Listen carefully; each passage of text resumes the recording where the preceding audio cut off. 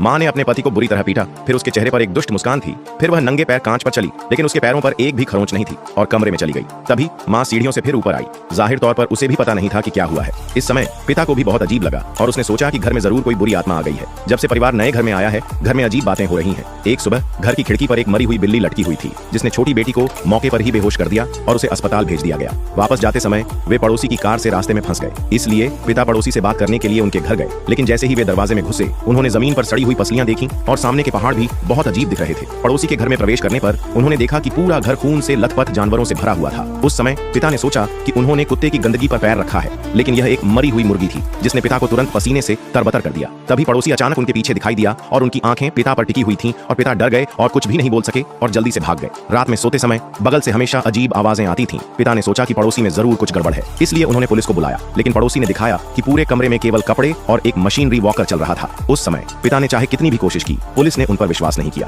Police के जाने के बाद पड़ोसी ने पिता को एक अजीब नजर से देखा। घर में लगातार अजीब घटनाएं हो रही थीं और पिता ने असहाय होकर अपने भाई से मदद मांगी। भाई एक भूत भगाने वाला पादरी है, लेकिन भाई ने पहले भूत भगाने में विफलता के कारण लोगों को मरवा दिया था और तब से उसके मन में एक छाया है। वह मूल रूप से अपने भाई की मदद से इनकार करना चाहता था, लेकिन अपने परिवार की रक्षा के लिए उसने वापस आकर मदद करने का फैसला किया। स्थिति को समझने के बाद भाई पड़ोसी के घर की जांच करने गया और पाया कि पड़ोसी को पहले ही एक राक्षस ने मार डाला था और वह राक्षस वही था जिसे भाई ने पहले भूत भगाने में विफल रहा था। तुम्हारे परिवार को भी इस लड़की की तरह फिर से आना होगा। टुकड़े टुकड़े होकर मौत, चींटियां टुकड़े टुकड़े हो गईं। चींटियां मांसपेशियों को टुकड़े टुकड़े कर देती हैं। टुकड़े टुकड़े होकर मौत, वह मौत की बदसूरत मां है। राक्षस ने भाई के सभी रिश्तेदारों को मारने की कसम खाई थी। शुरुआत में भाई अपने परिवार को शामिल नहीं करना चाहता था, इसलिए उसने अपने भाई को घर से बाहर जाने दिया। उस समय भाई को एहसास हुआ कि यह सब उसी के कारण हुआ था। रात में उसने पूरे परिवार को एक साथ सोने दिया, क्योंकि राक्षस किसी भी समय हर किसी के शरीर में प्रवेश कर सकता है। देर रात छोटा बेटा पेशाब करने के लिए उठा। राक्षस छोटे बेटे के रूप में बदल गया और पादरी के चेहरे पर चाकू मारा। जैसे ही चाकू चेहरे पर पहुंचा, वह तुरंत रुक गया। जाहिर है पादरी ने पहले ही तैयारी कर ली थी। पादरी ने सब कुछ निगरानी में रिकॉर्ड कर लिया